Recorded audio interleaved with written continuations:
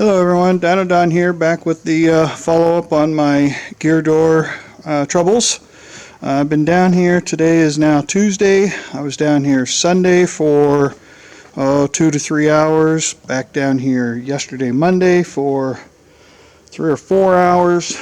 And each day I was able to do a little bit, had to stop and go home and make some changes. But I think I finally got it figured out. There was essentially two problems that I was running into. It all stemmed from redoing the toe out on this plane last fall when I was shooting laser beams across the floor and measuring and angling. I had to swing the gear back just a little bit by those rod ends there. And I wasn't really happy with doing it that way, but it worked. So then I wanted to reconfigure the scissors, make some fresh scissors for it there to get the angle correct, readjust the wheels. But since I made that adjustment, I never swung the gear. So this whole troubleshooting's been from that original episode of getting the toe out set. So needless to say, I got it back straight up and down 90 degrees, so when the plane's level, the gear is exactly straight up and down. So then that created some other issues. So the problem I was fighting with last week was this linkage assembly down in here, that guy right there. Well, what eventually needed was, there's a rod end right there in that screws into that block. These rods here are what pull the gear doors up and close, one going each way, and they're lifted by that assembly with the cam on the shaft down here. So what it was because the gear was adjusted and I had to adjust the limit switches up here to get the gear to rotate a little farther to tuck it up that last 1 degree or so, this linkage was bottoming out. It was deadpanning basically. It was jammed in there, so I had to unbolt that little nut there, pull that forward, and readjust that rod end to get these arms so they weren't jammed up. So that was the first problem. And then after getting that all done, the next problem is this outer gear door. See, it's fairly vertical now. Looking straight down, it's pretty much straight up and down up here. See, going off of this front edge. So before it was angled in, and what happens is the tire, as it rotates, the front of the tire would snag the corner, or it would rub real hard in the center of the panel as the door is closing. So it needed to come out farther. Well, the problem you have is, what you need is, where them rods come down right there to pull the doors up and push them open, you're limited to a certain amount of travel, and it's about 2 1/4, 2.5 inches of stroke.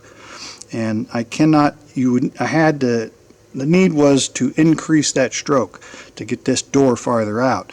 You'd run the gear up, adjust the door so it's closed, and then when it comes down, it is what it is.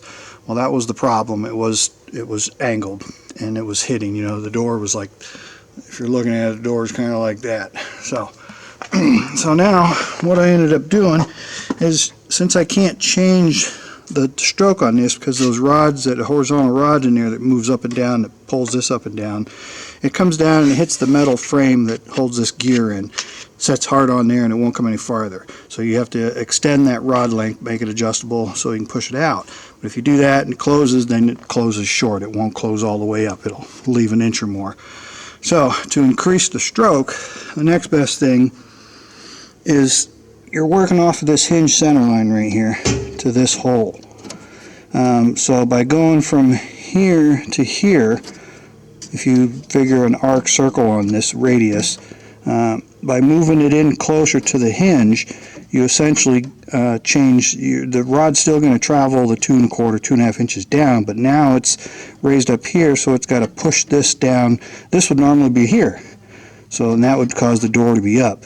So now that this is up there, it has to push it open farther. So that's how I made up. So what I did is I made this little aluminum bracket, little piece of aluminum.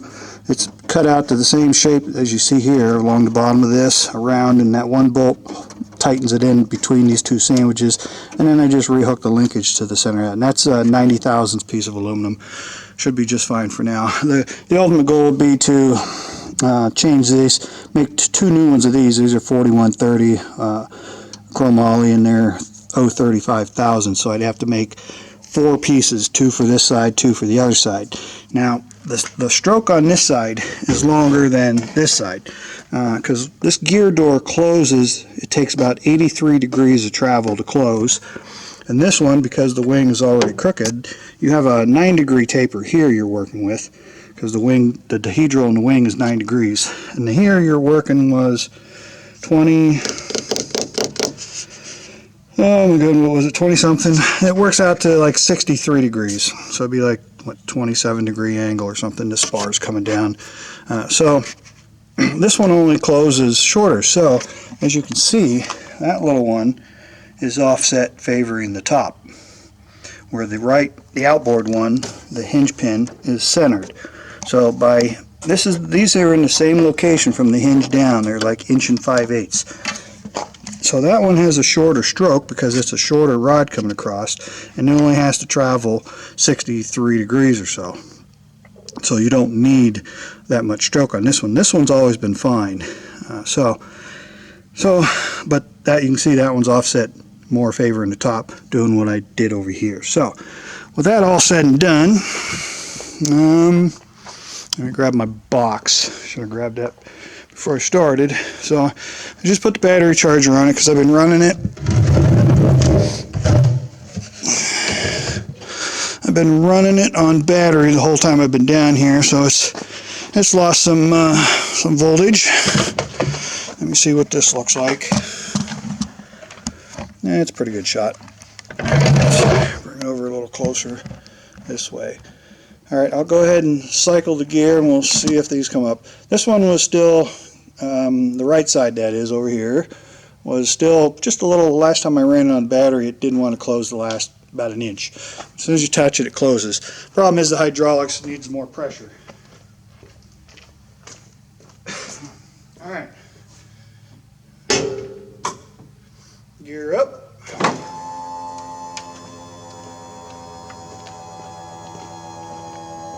You can see now the doors clear a lot better. Yeah, see, it's still everything in. It's just right there. See, once it's up there, it's pretty good. And the other side is pretty much up too.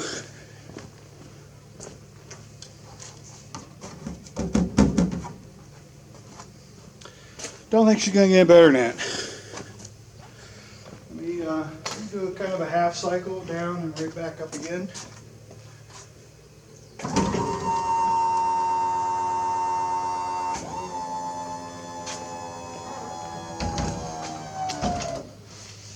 Yeah, still.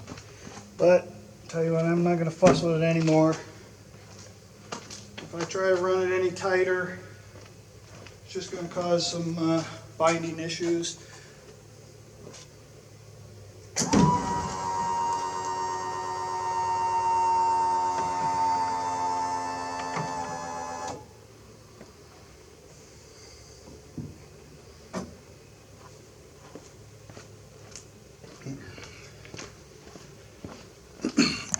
So that's where we're at, folks.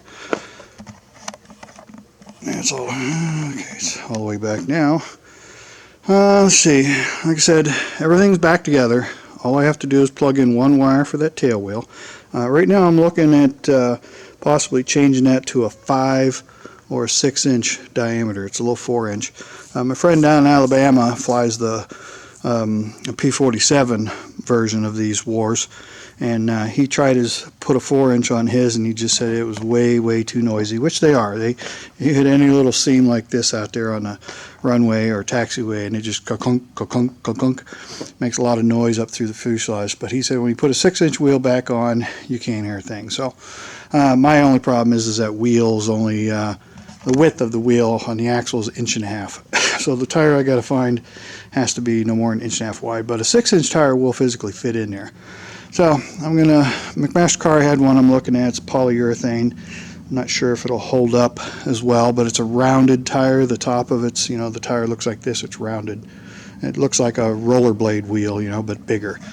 The tank, like I said, that's all done, plumbed, ready to put gas in. I didn't bring any fuel with me because I just paid some bills and spent, $700 yesterday, and that tapped me out. So I'm broke. I don't even have any money for gas. I got enough money to put in the car for gas so I can go driving tomorrow. That's about it. So I think that's going to do her, folks. Let me go ahead and get this out of here. See how it likes to teeter-totter there. The tail wheel's crooked, so that tail wheel kind of helps this plane roll. If the tail wheel was straight, it wouldn't be rolling that hard to the right. It's not that the right wing's heavy. It's not. When I weighed this thing, they were almost dead nuts equal. So, 1 second. Gotta make sure this is out of the way so I can get it out. That's what I need to roll around on while I'm out here. Alright, I'm going to pull this jack off. I am done fiddling with this thing. It is what it is. It'll work or it won't work. So I'm going to pull this off after I'm done here. Fold the jack up, put it over there, and come back another day with the trailer and take her home. Alright, so my next video, see, this weekend, Saturday was really gloomy. It had a very fully overcast. Got down here and it was just so misty, it's almost real low-hanging fog, basically. It did rain before I got down here. Everything was wet, but it just got so damp and humid. By the time I left, it did start raining again, and the winds were pretty much atrocious Sunday. Saturday wasn't bad, but it was windier than hell. It was nice and sunny up home. They were calling for thunderstorms, but we never got them. So Saturday was just way too windy, and I had other things to do at home. And then Sunday I came down here, and there was nobody flying because the weather was miserable.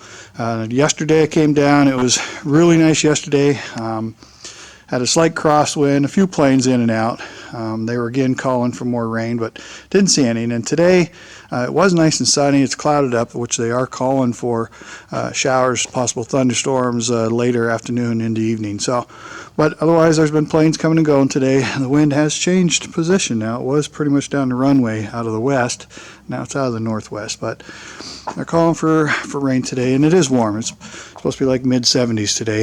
Yesterday it was low 60s, mid-60s. Sunday was around 70 some, around 70, but it was so damp and muggy. So, all right, I think that's it. I'll bring some fuel down the next time. Get this thing, get some gas in her, get her outside, and get her running around. And maybe I'll make a video of running around. But I want to see how it handles now with these tires tightened up and the toes nice and accurate on toe out. So. All right, I'm going to make this a short day. I've been down here, be coming up on 3 hours, so I've had enough. It's still early. It's coming up on 3 o'clock, I think, so I'm going to get out of here and head for home, making an early day and do some other things at home. I got to finish up some mowing and such, so, you know, normal life things that get in the way of fun. All right, I'll try to get back here next weekend. The weather's supposed to turn to crap again, more rain. Wednesday, Thursday, Friday, something like that, or Thursday, Friday's rain. Saturday and Sunday, it was supposed to drop right back down in the 50s again towards the end of the week. You know, just rain and cold, rain and cold. So, and then the weekend's not looking bad, just saying cloudy, but still only like low 60s. Not the best of days. So it's going to depend on how much taxiing I do is based on what the weather is going to do and if it's too windy or not. All right, folks, that's going to do it for this week. I'm going to pull the battery charger out of the plane, close up the canopy, call it a day, head home, fold this, put it away, get that off. And as always, folks, appreciate you taking time to watch my videos. Feel free to leave any comments, questions, concerns. Appreciate the ones that people are leaving. They seem to be getting a little more tamer and less annoying, so it's a good thing. Keep it up, folks. Appreciate it. And as always, thanks for dropping in, and I will see you probably next weekend. So for now, this is Dino Don out.